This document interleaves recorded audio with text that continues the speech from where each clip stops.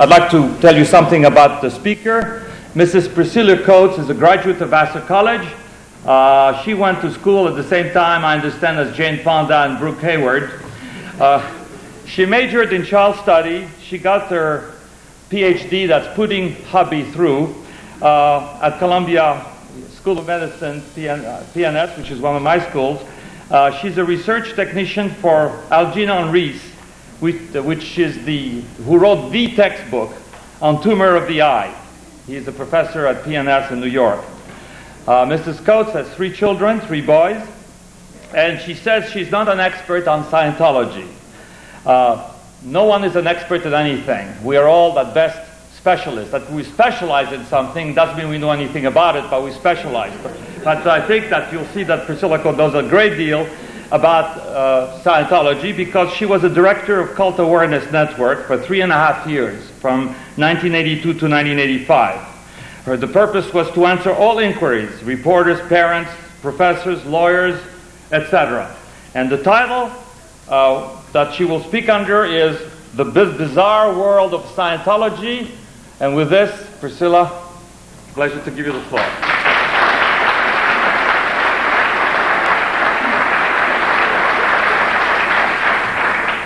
Thank you very much, Ellie. I want to go a little bit deeper into my background. It may help you understand the perspective from which I speak. And if there are any representatives of destructive cults here, it will certainly make their investigating job easier. I'm a wife. I'm a mother. I love my family, and I love gardening.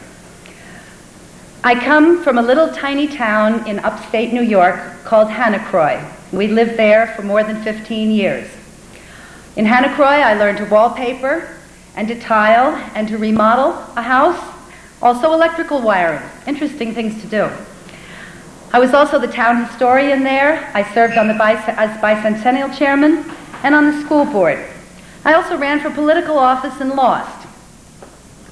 I moved to Glendale in July, and now I am happily a volunteer at Descanso Gardens and love doing it. Oh, and by the way, I got 2 parking tickets. One in 1960, the other in 1980. I knew absolutely nothing about cults for the better part of my almost 50 years now, until Jonestown. As Ellie said, I went to Vassar. I majored in child study. When Jonestown happened, I read everything I could read. I couldn't understand. How could mothers poison their babies? How could families do that? What was it? I had no answers. I didn't know where to turn. I didn't know whom to ask. Then in 1979, I got a call from our best friends. Actually, before that, I'd gotten a call from their daughter. She was very close to me. She asked me where she should go in San Francisco. She was going there with her friend Marianne for 10 days. I gave her a few suggestions and made her promise to go to Muir Woods. The next time I heard about Lisa was from her parents. They were anguished. They said, Lisa's become a Moonie. I said, no. What does that mean? I started to read, and I started to learn. Something triggered some far distant memory in my head, and I went to the bookshelf, and I picked up a book that I had purchased from the bookstore at Vassar just before I graduated. It's called Brave New World Revisited by Aldous Huxley. And as I picked the book up, I read, and under chapter 5, the quote that Huxley gives from Albert Speer from his trial at Nuremberg. Hitler's dictatorship, he said, differed in one fundamental point from all its predecessors in history. It was the first dictatorship in the present period of modern technical development, a dictatorship which made complete use of all technical means for the domination of its own country. Through technical devices like the radio and the loudspeaker, 80 million people were deprived of independent thought. It was thereby possible to subject them to the will of one man.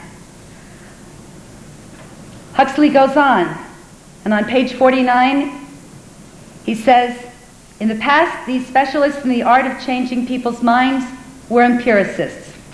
Today, the art of mind control is in the process of becoming a science.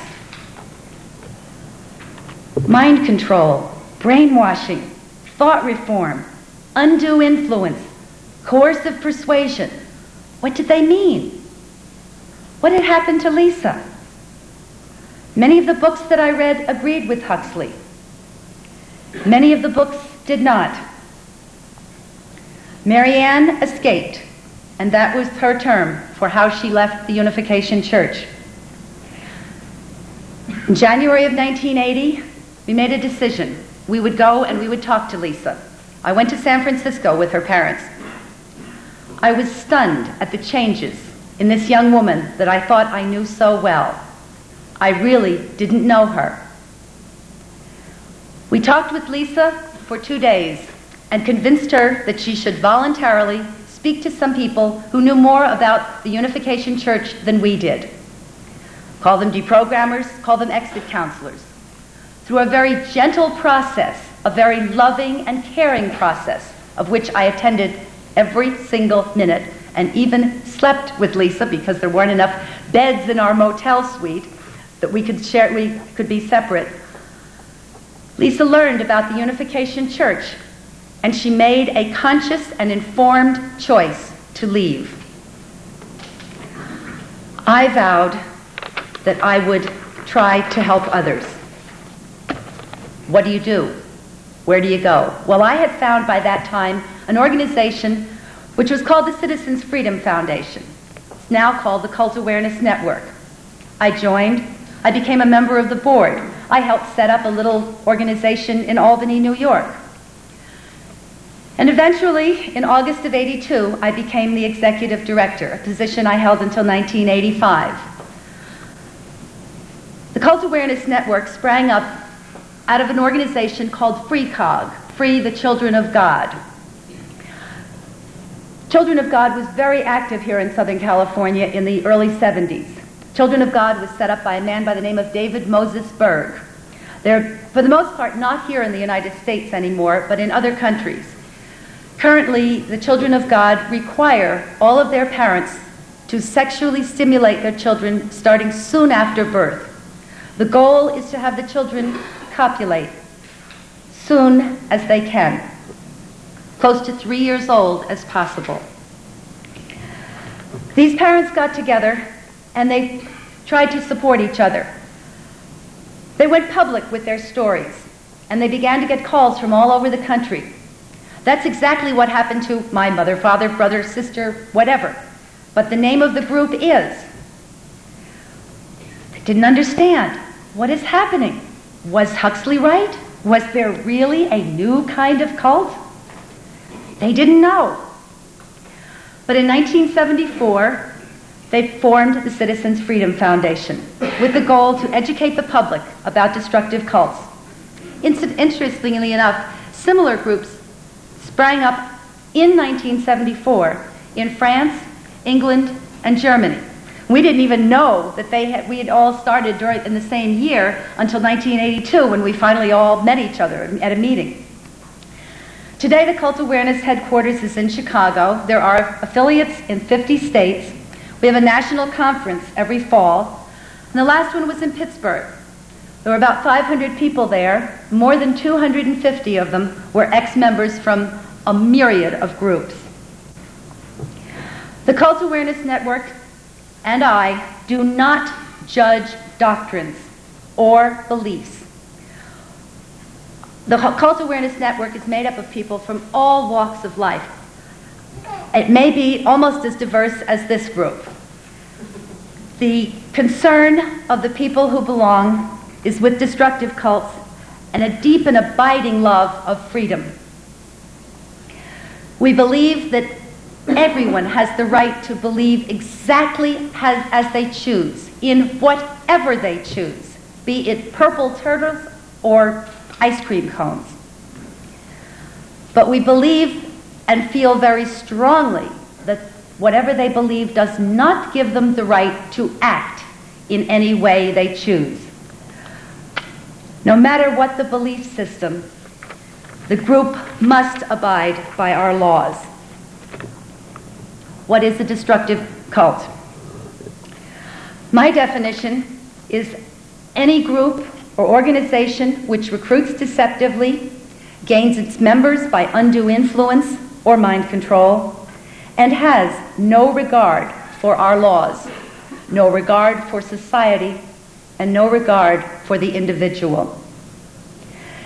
The urgency that is pushed on a person to become a member is immediate. You've got to join now. You cannot wait 1 minute, 1 second more. And when the individual is in the group, there is authoritarian control over everything that he does. And I really mean everything. Many groups have broken so many laws, it's just hard sometimes to think about it. One of my major concerns is in child abuse. And I have come to believe very sadly that in a destructive cult, all one has to do to observe child abuse is to wait long enough, and soon it will show. And it seems to be a pattern throughout all of these groups, a very sad pattern. And these children have no recourse to anyone outside the organization. About the same time Huxley was writing his essays for Newsweek, there was another researcher, Robert J. Lifton, a psychiatrist at Yale. Lifton was studying communist China and looking at what was happening there and how was it that Mao was able to get his point of view across so completely. Lifton went to the re-education camps, and although Lifton was not talking about destructive cults, he set out 8 conditions that existed in those camps to show how these brilliant scientists were able to have their minds changed, their thoughts reformed, if you will. The first is milieu control. All communication was controlled. Mystical manipulation. There was a special purpose. The need for purity. Your life before you met us is terrible. Confession. Confession of your innermost secrets, which are kept track of. The sacred science. The group's beliefs are the only beliefs, and they must be obeyed and they must be accepted. Loading the language. New vocabulary appeared. Doctrine over person. The group and the doctrine take precedence over everything. And the dispensing of existence. All who disagree are doomed. The individual must be dependent. In talking about destructive cults, Bob Fellows, who's a magician and a member of the Skeptics, has what I think a very neat little formula. He calls it MEET PD, or at least I call it. I don't know if he does. The M is manipulation. The first E is exclusivity. The second E is exploitation.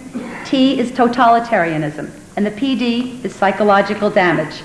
Does the group fit those criteria? Then maybe you better watch out. We now recognize 4 different kinds of destructive cults. The first and most numerous are religious. My own speculation is that's because of the tax advantage. It's very easy to get a good tax advantage if you are a religion. Second are therapy cults. In a therapy cult, the trained psychiatrist, psychologist, turns his followers into his clients into his followers and forms a very tight authoritarian structure. But we also have the pseudotherapy cults, or what I call pseudotherapy cults, as an EST and LifeSpring, Psy World, and many others. Third are the political cults. The most notorious of the political cults, I think, is Lyndon LaRouche, who's been dabbling here in California and other places. He's had a massive scheme and is now on trial. His members would meet you in the airport and try to get you to buy one of their magazines. The Executive Intelligence Review sells for a mere $396 a year. Buy it, but really what they wanted was your credit card number, because once they had that, then they found they could run up other charges on your credit card. And unfortunately, many people were defrauded of many bucks by this. There were also telephone credit card calls, and it charges, and it goes on and on. That's a typical political cult. Nothing to do with religion, just politics. And the fourth is a group that I call commercial, for lack of a better phrase. You would meet a commercial cult member, probably knocking on your door, selling you either soap or magazines. These are young people who have been recruited from small towns with fancy ads that say, guys, gals, can't make it with the airlines, travel with us. And they have this wonderful interview that tells them they can make $600 a week or more. What happens is that the individual becomes dependent on the crew boss for his very existence. He earns very little money, and he works very long hours. Well, that's the general broad spectrum of cults. I don't know how many there are. I would venture that there are probably 2,500 to 3,000 destructive cults operating in the United States today. And it's not a problem that's going away. One of the things we don't hear about it too often in the newspapers, my own feeling, I don't know why that is, it's a fascinating topic. Some of these groups have a tendency to sue. That may slow down reporters a bit. The other thing is, if you've talked to one cult member, you've pretty much talked to them all. Their stories have a ring that's the same, no matter what the group was. You just have to change the name a little bit. And maybe reporters think that's not interesting. I don't know. Well, I've dilly-dallied long enough, I guess. Now I have to get down to brass tacks and deal with what is Scientology. As Ellie said, I'm not an expert on Scientology. When I was director, it was just another one of those groups that I had to answer questions about. I'm not particularly prejudiced for it or against it. I just know a couple of things. Before we talk about Scientology, though, we really have to talk about Dianetics. And before we talk about Dianetics, we really have to talk about L. Ron Hubbard, the founder of Scientology. Hubbard was born in Tilden, Nebraska, Tuesday, April 13th, 1911. His mother was May Waterbury, who came from a close family. She trained to be a teacher. His father was Henry Ross Hubbard. He was an orphan who had actually been born Henry August Wilson. Hubbard went to grammar school in Helena, Montana, 5th grade in San Diego, 6th grade in Seattle. 7th grade, he split up a little bit. He was in Seattle, then in D.C., then back in Bremerton, Washington.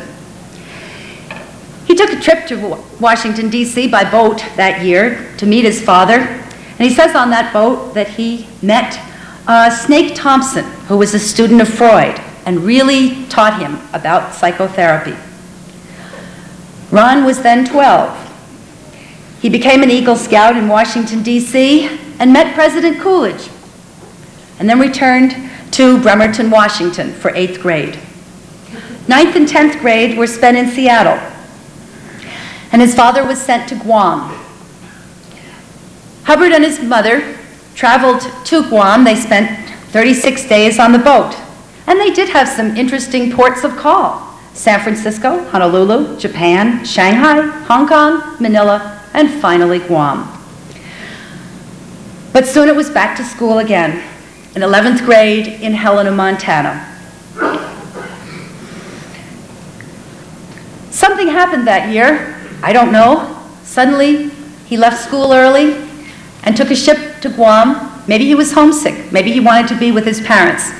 But he spent the remainder of the 11th grade with his family, and they did a bit of traveling. By the 12th grade, they were back in D.C., and he went to prep school to prepare for college. He was admitted to George Washington University in civil engineering in the fall of 1930, and soon became absolutely fascinated with gliders. He got his glider's pilot license. That summer, he helped a friend run a glider school, and by sophomore year, he was on probation. He did, however, publish his first article in the Sportsman Pilot. And the Hatchet, the school newspaper of George Washington, began publishing a literary review, and every month there was an L. Ron Hubbard article in it. That summer, he planned a glamorous expedition throughout the Caribbean. Didn't quite pan out that way. They ended up in Bermuda with leaky water tanks. Finally did get to Martinique. Most everybody by that time that he'd recruited from George Washington had left, and the captain, when he finally got back to Baltimore, said it was the worst trip he ever had.